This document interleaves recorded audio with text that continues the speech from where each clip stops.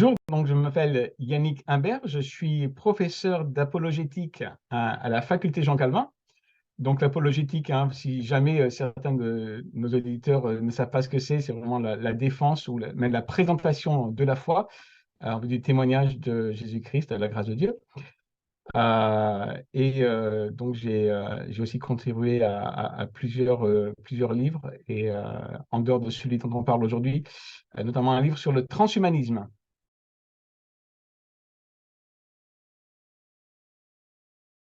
En fait, pour plusieurs raisons. La première, c'est que notre relation au travail et au repos m'a toujours intéressé, notamment parce que j'aime beaucoup lire un théologien qui s'appelle Jacques Ellul et qui parle qui critique beaucoup en fait la notion d'efficacité ou de toujours mieux rentabiliser pour toujours plus, toujours mieux, toujours plus rapidement. Il me semblait qu'on est vraiment dans cette habitude-là, toujours en faire plus. On a un petit peu cette tendance-là. J'ai toujours voulu un peu retravailler ça parce que c'est quelque chose qui m'est personnel aussi, hein. Comment trouver et se reposer en Dieu, trouver le repos, se reposer en Dieu au milieu de ce climat de rapidité, d'efficacité, etc. Et c'était ça la première raison, presque me prêcher à moi-même, on pourrait dire, hein. Je m'écrivais à moi-même. Et puis donc j'ai commencé à travailler cela et on était au premier confinement, donc on était au printemps 2020. Providentiellement, si je peux dire comme ça, hein, bon, j'étais dans ce semestre où il y avait pas de cours à donner, tout était un petit peu interrompu et donc j'en ai profité.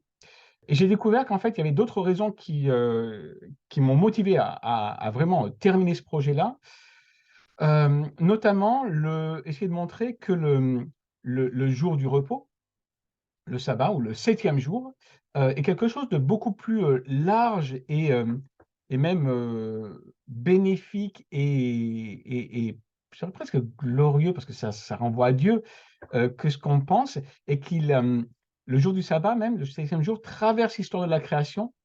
Il n'est pas simplement le quatrième commandement, hein, tu te rappelleras de ce jour-là, c'est Exode 20, par exemple, mais il termine avec la création et la nouvelle création.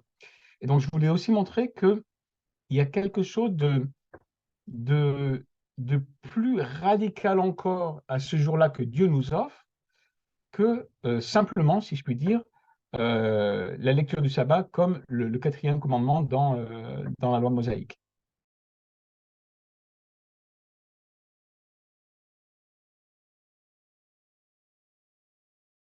Alors, c'est vrai on a une tendance à lire le sabbat presque exclusivement dans sa relation au quatrième commandement, notamment en Exode 20, hein. Souviens-toi du jour du sabbat pour le sanctifier. Et ce qui est intéressant dans ce passage d'Exode, c'est qu'il y a un rapport direct au texte de la Genèse. Donc là, le lien, il est bien fait. C'est le verset 11, hein, d'Exode 20. C'est pourquoi l'Éternel a béni les jours du sabbat et l'a sanctifié. Hein, l'Éternel s'est reposé et donc tu te reposeras aussi. Il y a un lien intime qui est fait. Donc on pourrait se dire, le lien, il est là. Je pense qu'en fait, le lien va beaucoup plus loin aussi, parce que dans Genèse 2, on voit que le septième jour est un jour de la création. Donc Dieu ne crée pas seulement en 6 jours, hein. On dit souvent Dieu crée en 6 jours. Alors oui, parce que Dieu s'arrête justement au sixième jour, il ne crée pas au septième, et en même temps, il faut vraiment voir la création comme étant sur 7 jours. Parce que si on exclut le septième jour, on pourrait avoir tendance à rater que le septième jour vient en fait couronner la création. C'est un petit peu la couronne de gloire de Dieu lui-même qui vient là surplomber et rassembler toutes choses en Genèse 2. Et d'ailleurs, peut-être que ce passage de Genèse 2 devrait être rattaché au premier chapitre. Là, je ne suis pas tout à fait convaincu que le découpage soit idéal, hein. Euh, mais il y a autre chose, c'est que quand on arrive en Exode 20, en fait, on retrouve ce jour du sabbat, donc le quatrième commandement, comme couronnant un petit peu deux parties de la vie de foi qui seront résumées plus tard par Jésus, hein, les deux grands commandements, l'amour de Dieu et du prochain, puisque le quatrième commandement vient à la fois clore une première partie de la loi mosaïque sur l'adoration de Dieu, et il vient ouvrir une deuxième partie sur l'amour du prochain, en commençant aussi après par l'honneur dû à ses parents, donc l'amour de ses parents. Et on voit là, du coup, le quatrième commandement vient un petit peu rassembler les deux, et on le retrouve là en Exode 20, comme on le trouve en Genèse 2, et on voit même ce rapport-là ailleurs, c'est dans le, pas l'institution du sabbat, mais l'institution du tabernacle. Mais on a un rapport très très fort entre ce que Dieu a fait en Genèse 2, en Genèse 1, la création, et la construction du tabernacle avec Moïse. Et il y a un rapport très très fort là où Dieu fait son œuvre, Moïse voit l'œuvre du peuple, et tout est achevé, à la fois le tabernacle et le septième jour.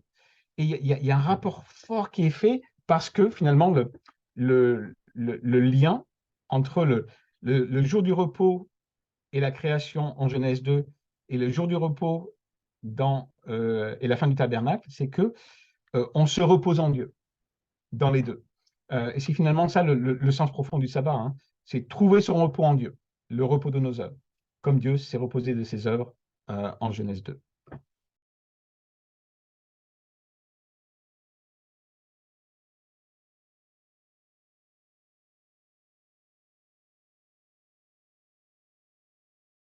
Jésus prétend être le maître du sabbat. Alors ouais, ça c'est l'une des grandes controverses avec les pharisiens et les maîtres de la loi, hein, donc les chefs religieux. On le trouve un petit peu partout dans les évangiles. Matthieu le répète par exemple, hein, dans le chapitre 12, hein, le Fils de l'homme est maître du sabbat. Mais qu'est-ce que ça veut dire réellement? Alors on pourrait passer un temps incroyable là-dessus, hein, notamment en Matthieu 12. Il y a plusieurs choses que Jésus rappelle là. C'est d'abord un ordre de priorité, notamment quand il va dire que le sabbat a été fait pour l'homme. Il y a une priorité. Le sabbat n'est pas le maître, l'homme n'est pas l'esclave du sabbat, parce que le sabbat est aussi une marque de libération. Quand le sabbat est présenté comme quatrième commandement en Exode, c'est parce que Dieu, et il faut voir la tête de chapitre de tous les 10 commandements, c'est je suis l'Éternel ton Dieu qui t'ai libéré du pays de l'esclavage. Et donc, le sabbat est aussi une proclamation de la libération. Et donc, c'est tout à fait incroyable de faire, chez les chefs religieux, du sabbat quelque chose de légaliste, donc d'esclavageiste presque, hein, au point où on ne peut pas libérer, et la controverse des chefs religieux, hein, avec Jésus, hein, Jésus ne peut pas libérer quelqu'un de sa maladie. Donc, le sabbat compte plus que de libérer quelqu'un de sa maladie.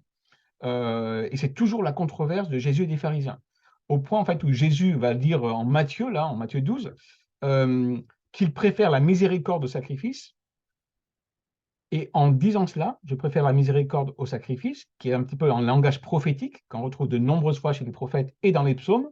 Jésus est aussi en train de dire qu'il préfère la libération et donc le soin des plus pauvres, et donc la guérison, à un esclavage du sabbat.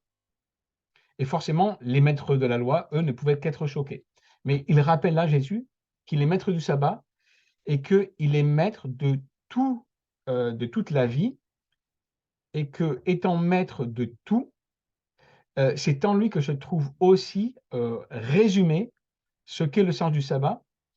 Et Jésus va aussi lier cela à ces deux grands commandements qui sont l'amour de Dieu et du prochain. Et en fait, Jésus est aussi le maître du sabbat parce qu'il rappelle que le jour de repos, le septième jour, était un jour d'amour de Dieu et du prochain. Et donc, forcément, si c'est un jour d'amour de Dieu et du prochain, on ne va pas ne pas guérir parce que ce ne serait pas une démonstration de l'amour du prochain, justement. Et donc, c'est en cela que Jésus montre qu'il est maître du sabbat, parce qu'il va aussi réordonner la priorité des chefs religieux.